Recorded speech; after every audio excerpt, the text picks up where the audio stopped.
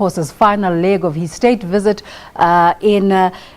he started in Nigeria, and then it was Saudi Arabia yesterday, and just now the Arab Emirates in the Middle East. For this, we are joined on the line by Hubert Danso. He's the CEO and Vice Chairman of Africa Investor. Hubert, welcome and thanks for making the time. We started talking to you when the president's travels started in Nigeria. Let's just recap on that a bit. The president's address to the African Export-Import Bank, Afrixim, and the significance of that. Yes, well, thank you, Desiree, and good morning, South Africa. The president had, from what we can tell, a very successful visit. And as you may know, the government and his administration have really made some very positive and practical steps to deepen their relationship with the African Export-Import Bank. So it was a great opportunity for the president to give the keynote address at the 25th anniversary of Afrixim. I think, as you may know, the president is very committed to, for all the right reasons, the continental free trade area. As you know, it's a 39 trillion rand market, and that's where a lot of the growth for the continent is going to come from. And he highlighted some very clear and specific points to make that strong case in his address during the AGM. So, and he also encouraged, very charismatically, President Buhari to do all the consultation that he needs to do, but please land at a place, where his signature would hopefully join over 40 other African heads of state in ratifying and taking forward the continental free trade area. That message came through very clearly. The Nigerian Finance Minister, Kemi Adeo's son, though, expressed some reservations about the Nigerian business community's commitment to signing the free trade area agreement. Did you get a sense of commitment from your counterparts that you interacted with while you were there? Yes, I think that it's all a matter of interpretation.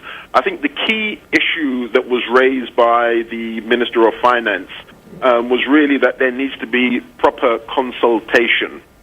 And in the absence of consultation, there's reservation because there's not enough information that's properly understood to engage the local industrial community and the organized business sector to really understand where the benefits are. I think we have to appreciate that South Africa's economy is very industrialized, and it's got a very small base of the sort of informal sector when compared to Nigeria, which is quite the reverse, which has a very large informal sector and a very sort of small, sophisticated industrial base. So it's very different messages and very different levels of consultation that need to take place. But I do believe we're getting there, because one of the reasons I started off by saying this has been a successful trip is because you may have noted that following President Ramaphosa's meeting with President Buhari, he's made a very clear statement that he intends to sign the Continental Free Trade Area soon. And that was not an indication that was received prior to President Ramaphosa's visit. Thereafter, President Ramaphosa moved on to Saudi Arabia and now the Arab Emirates. What's your analysis of the country moving in between countries that are mainly oil producers and are members of OPEC? Well, if you look at it, even in the Nigerian context, if you look at South African exports to Nigeria, we're talking about, 5.7 billion rands worth of exports against imports in the region of 22 billion rand. So you can already see between South Africa and Nigeria there's a significant deficit. Why is there a deficit? There's a deficit because of the petroleum imports. So naturally there's a great sensitivity there and an opportunity for South Africa to work on an industrial basis with Nigeria and to really work with the oil and gas sector.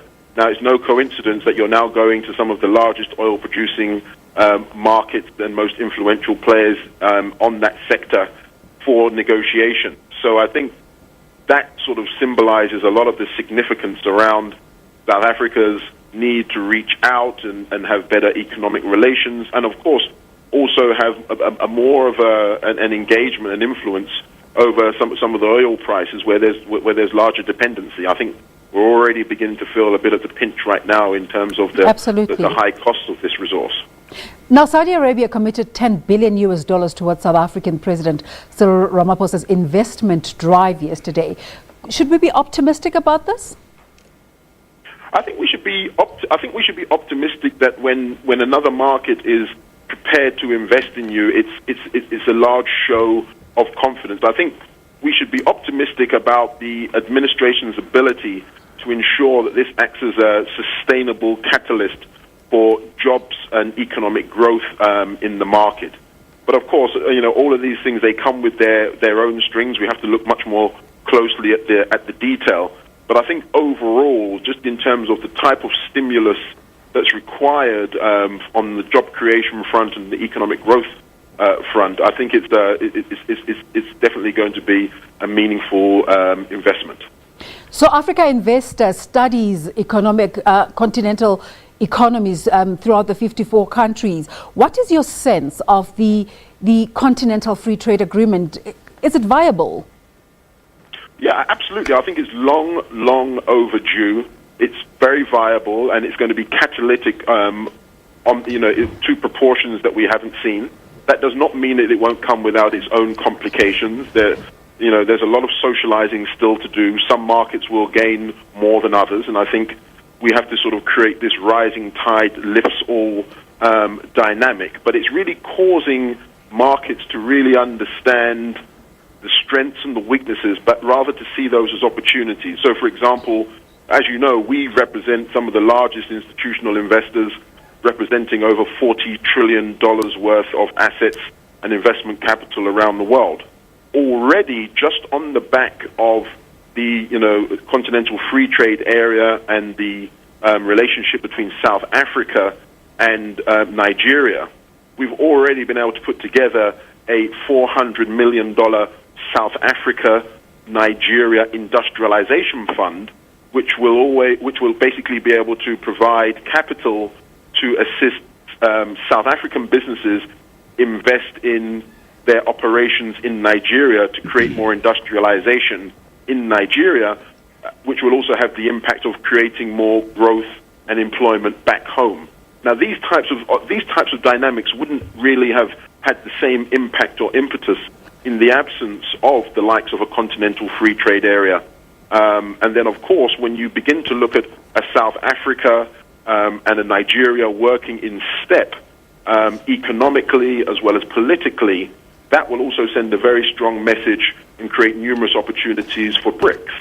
And the story goes on, because as we look at the geopolitics of the global trading system and the increasing protectionism, this is the right time for the continent to provide leadership as the largest free trade area in the world and really build out intra-African trade. I mean, some say that, 12% is a very low level.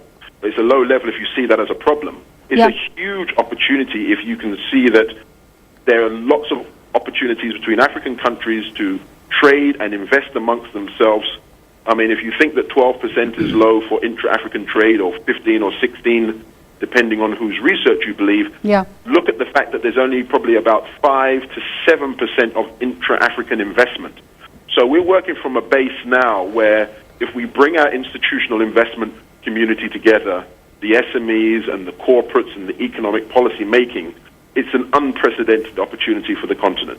Hubert, you touched on it a bit. In about 2 weeks' time, South Africa will have a massive showcase, the BRICS Summit, with all the leaders of the members of the gathering coming together here in South Africa.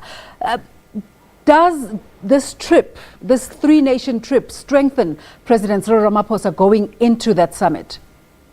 I think the success that he's had engaging and addressing some of the sort of social as well as economic issues with the administration and President Buhari is certainly going to strengthen him going into BRICS. I think South Africa has always been very, very clear that it sees its membership in BRICS as the catalyst and being at the forefront of really not only bringing South Africa into the BRICS family, but also South Africa being the gateway into the rest of the continent.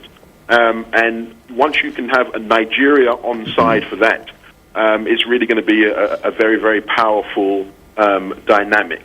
And then on top of that, you're seeing the financing institutions like Afrexim. So South Africa has made some under President Ramaphosa's leadership, some very dynamic moves in terms of strengthening its relationship with Afrexim.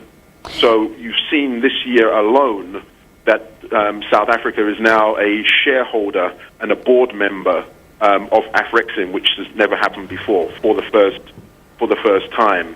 You've seen in the last 2 weeks that South Africa, through the Export Credit Insurance Corporation, ECIC, has put together a $1 billion platform, the South Africa Trade and Investment Promotion Program, that will help South African companies and fund and support South African companies with facilities to trade into the rest of Africa. Hubert, this is where we're going to leave it, but thank you so much for your time. Hubert Danso is the CEO of Africa Investor, and he was also accompanying the South African delegation during the Nigerian leg of President Ramaphosa's three-nation trip.